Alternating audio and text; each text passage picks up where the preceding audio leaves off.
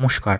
আজ আমি আপনাদের সামনে দ্বাদশ শ্রেণীর রাষ্ট্রবিজ্ঞান পাঠ্যক্রমের অন্তর্নিহিত সম্মিলিত জাতিপুঞ্জের যে 6টি সংস্থা রয়েছে তার একটি গুরুত্বপূর্ণ সংস্থা নিরাপত্তা পরিষদ সম্পর্কে আলোচনা করব, যার সদর দপ্তর অবস্থিত নিউ ইয়র্ক শহরে।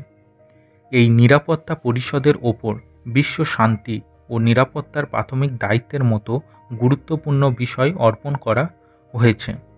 সম্মিলিত জাতিপুঞ্জের সনদের 23 থেকে 32 নম্বর ধারায় নিরাপত্তা পরিষদের গঠন ও কার্যাবলী সম্পর্কে আলোচনা করা আছে। এখন আমরা আলোচনা করব নিরাপত্তা পরিষদের গঠন সম্পর্কে।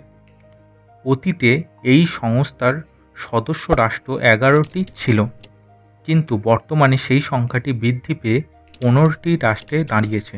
এদের মধ্যে 5টি স্থায়ী ও 10টি অস্থায়ী সদস্য রাষ্ট্র রয়েছে।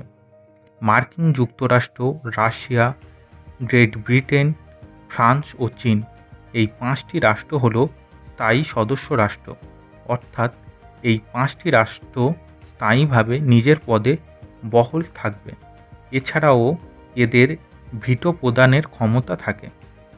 10 জন অস্থায়ী সদস্যদের মধ্যে বর্তমানে এশিয়া থেকে 2টি রাষ্ট্র, আফ্রিকা থেকে 3টি রাষ্ট্র, পূর্ব ইউরোপ থেকে 1টি রাষ্ট্র, ল্যাটিন আমেরিকা থেকে 2টি রাষ্ট্র এবং পশ্চিম ইউরোপ থেকে 2টি রাষ্ট্রের আসন সংরক্ষণের ব্যবস্থা করা রয়েছে।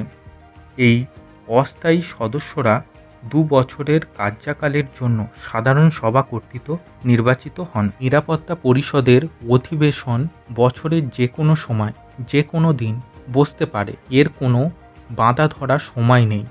এই অধিবেশনটি সাধারণত নিরাপত্তা পরিষদের সদর দপ্তর নিউ ইয়র্ক শহরে বসে।